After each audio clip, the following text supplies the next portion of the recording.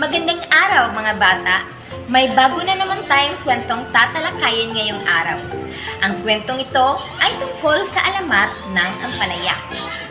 Ating alamin ang mga aral na ating mapupulot sa kwento. Ang alamat ng ampalaya. Noong unang panahon, sa bayan ng Sariwa, kung saan sagana ang mga gulay at prutas, nabubuhay ang iba't ibang uri ng mga gulay. Ang bawat isa ay may kani-kanilang natatanging katangian. Kagaya na lang ng ang kamatis ay pula, ang talong ay ube, ang kalabasa ay dilaw, at marami pang iba. Lahat sila ay masaya sa kani-kanilang kalagayan, maliban lamang sa isang gulay na nagngangalang ampalaya. Si ampalaya ay naiinggit sa mga kapwa gulay dahil siya ay walang kulay at hindi kasing ganda ng iba.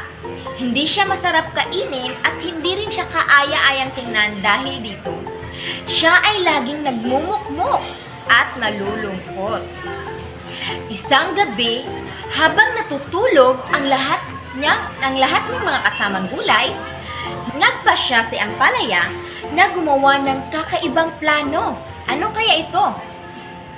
Kukunin ko ang kagandahan at kulay ng aking mga kapwa gulay upang ako naman ang magiging pinakakaaya-aya, ang sabi ni ampalaya sa kanyang sarili.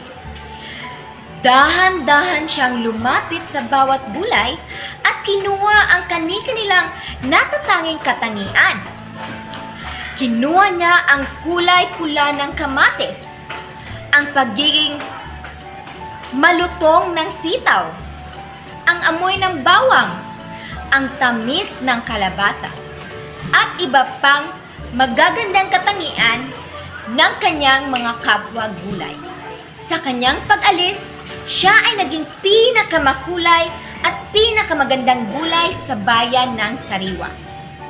Ngunit, kinabukasan, nagising ang mga gulay at natuklasan nilang nawawala ang kanilang mga katangian. Ang kamatis ay wala ng kulay. Ang sitaw ay hindi na malutong. Ang bawang ay wala ng amoy. At ang kalabasa ay hindi na matamis. Nagulat silang lahat at nagtanong kung ano ang nangyari. Sa kanilang pag-iimbestiga, natuklasan nila na si ampalaya ang may kagagawa ng lahat.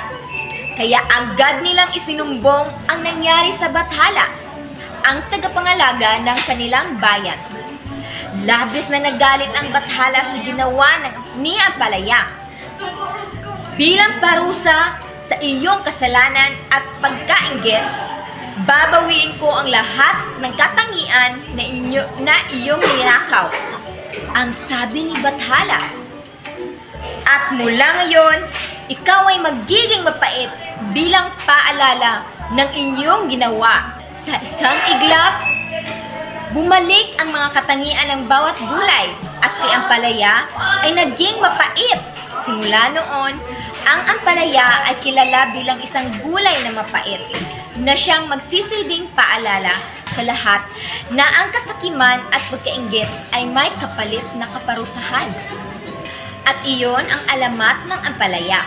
Ang kwentong ito ay nagtuturo sa atin ng mahalagang aral.